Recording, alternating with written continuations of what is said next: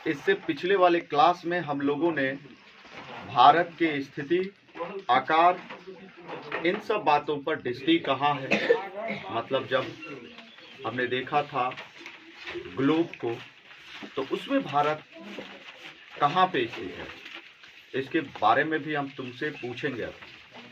लेकिन फिर भी जो टॉपिक्स है उसका थोड़ा मैं कंसेप्ट क्लियर कर दूं, उसके बाद क्वेश्चन आगे बढ़ेंगे। तो सबसे पहले टॉपिक्स क्वेश्चन है हमारे पास आज के क्लास में। आज जो टॉपिक्स है वो आपके 3 टॉपिक्स हैं। एक टॉपिक्स का नाम है कि भारत में कर्क रेखा, भारत से कर्क रेखा जो गुजरती है वह कितने राज्यों से होकर गुजरती है, पहला टॉपिक है मेरा। दूसरा है भारत के दूरस्थ बिंदु, मतलब भारत के उत्तर में कौन सा लेटेस्ट सबसे लास्ट पॉइंट है, दक्षिण में कौन सा पॉइंट है, उसके बाद आपका पूरब में कौन सा है और पश्चिम में सबसे दूरस्थ बिंदु क्या है, इसके बारे में हम लोग डिस्कस करेंगे। तीसरा टॉपिक्स है कि भारत के सीमावर्ती देश जो स्थलीय रूप से छूते हैं भारत को, वो कौन कौन सा देश है। इन 3 टॉपिक्स पे हम लोग इसमें डिस्कस करेंगे। तो सबसे पहले हम 1-2 क्वेश्चन कर लेते हैं आप लोगों से, उसके बाद हम आगे बढ़ेंगे।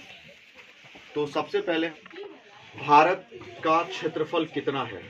भारत का क्षेत्रफल 32,87,263 किलोमीटर स्क्वायर। बिल्कुल सही। अच्छा बताओ कि भारत का क्षेत्रफल के दृष्टि से कौन सा स्थान है पूरे विश्व में? पहला है क्षेत्रफल की दृष्टि से 7वां। तो पहला स्थान किसका है? जी, रूस का। रूस का, बहुत बढ़िया, बैठ जाओ। आपका राजधानी कहाँ है? भारत का राजधानी नई दिल्ली, ठीक है। तो भारत में कितने राज्य और कितने केंद्र शासित प्रदेश हैं? 28 राज्य और 8 केंद्र शासित प्रदेश। बिल्कुल सही। अच्छा, भारत में क्षेत्रफल की दृष्टिकोण से कौन सा स्थान है भारत का? 7वां। तो पहला कौन सा है? रूस। दूसरा कौन सा है? कनाडा। तीसरा कौन सा है? अमेरिका। चौथा कौन सा है? चीन। चीन। 5वां कौन सा है? ब्राजील।